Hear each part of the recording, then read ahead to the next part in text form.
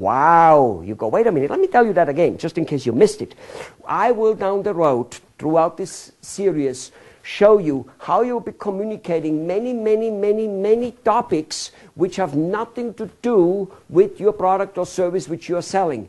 And by doing so, you increase drastically the chance of hitting reality and agreement with that person. And by doing so, affinity, meaning he likes you. Ladies and gentlemen, why do you think so much business is done on the golf course? Have you ever heard that? I know you have, because almost everywhere I go, they have heard, not almost, everywhere I go, they have heard it and have told me so. Yes, it's true. Why? Because on the golf course, you talk a lots of bullshit. Yes, you talk about the business and about this, and we all men, especially us men, we're boring people, I think. Hi, who are you? What business are you in? And so we talk about that, fine. But then we also talk other stuff, kids, education. We talk different business practices which have nothing to do with the actual business we're in it, and we create affinity. We talk about the grass. Obviously, it's the golf course. Why shouldn't you, right? So one way or another way, we will be creating high reality with your potential customers, way more than you now think.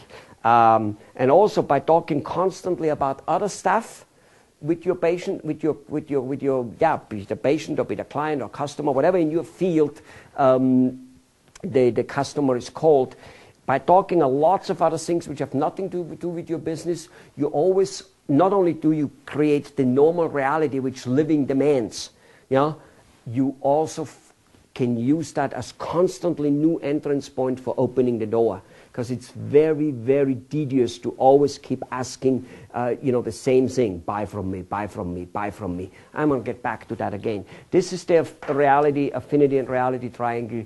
It is so powerful in life, unbelievable. And again, is it easy to do all the time, to keep communicating? Because every so often when there's major disagreement, low affinity, it is not that easy to enter communication. Or to enter communication, just look at it with your spouse. You want to start a communication about a topics where you know sparks will fly. Not the good sparks either, the bad ones. So it's kind of like you go, wait a minute, communicating about it makes things worse. Not true. The way out is the way through. Putting it under the carpet isn't the way to go. You got to communicate and be honest. How often, if you had a particular disagreement with your spouse, how often after communicating with great difficulties and lots of fighting or whatever you want to call it, all of a sudden you rise above it, and wholly and behold you find out that you meant the same thing in the first place. You really didn't have a disagreement, you misunderstood each other. I don't know if it happened to you, but it happens to me a lot. So communicating is the way to go, even if it looks sometimes like starting communication creates problems. You keep communicating and keep communicating. That's how you will get your point across. The other person gets the point across, and all of a sudden you start having reality. Sometimes the reality is, on this point we disagree, and you can be both relaxed, whether that is a business partner, a prospect, or your spouse. And keep in mind, I told you, doing these things like starting a communication when there's already disagreement and all that stuff is not always easy. And just because I teach it and practice it and I'm extremely happy in it, that does not mean it is always easy to do. Nobody says that, but you've got to work on it, and it becomes natural and it becomes beautiful. This can change your life. It will change your life. Keep it in mind, this is something at work, some phenomena at work, which you and me, like the law of gravity, simply cannot disobey. We can disobey it, but then it will catch us. Just like if you disobey and jump off a 20-story building, you'll be dead. You can say the law of gravity doesn't exist, you can do anything you want, your body will be dead. You as a spirit will be alive maybe, but you as a body are dead. Disobey this, and all hell will break loose. You will not have enough friends. Friends will not become friends. In fact, just show that if you stop communicating with a good friend, let's assume you went to college with a good friend. You were holding hands. You were buddy. You You couldn't live without, you know, speaking to each other 5 times a day, 100 times a day on the cell phone. Of course, in your time, most likely, you watching this, there was no cell phones, but you know what I'm talking about. And then you moved away. Different city, maybe.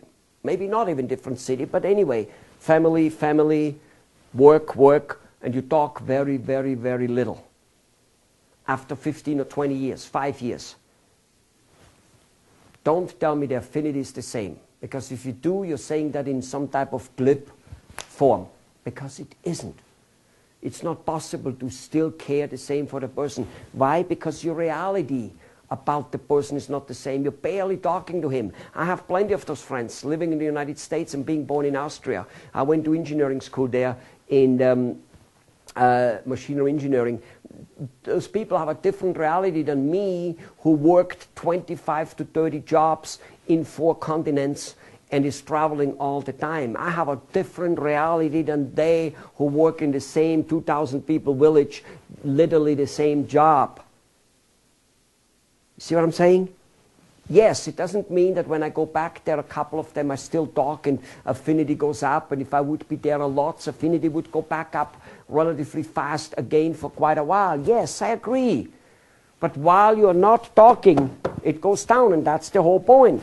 If you then start talking again to your old friend, chances are affinity goes up very high. And sometimes you will realize it doesn't, because you will realize he has a total different reality. Maybe he became a little crook. Maybe he whatever, maybe he changed his wife every 4 years, and you don't agree with that, and you just cannot be anymore having a high liking. Why? Because there's a low reality. Ladies and gentlemen, this is marketing at its best. This is living life at its best.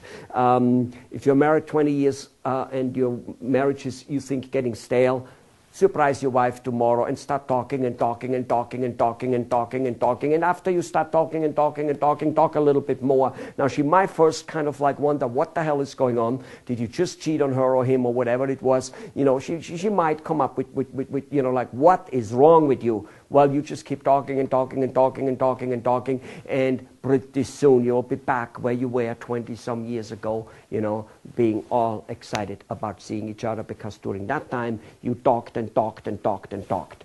So let's start talking and talking and talking to our prospective clients out there, and they will be ours. They will be in our pocket. They will have high agreement with us. They will love us, and we will love them, and that's what it is all about. See you in the next video.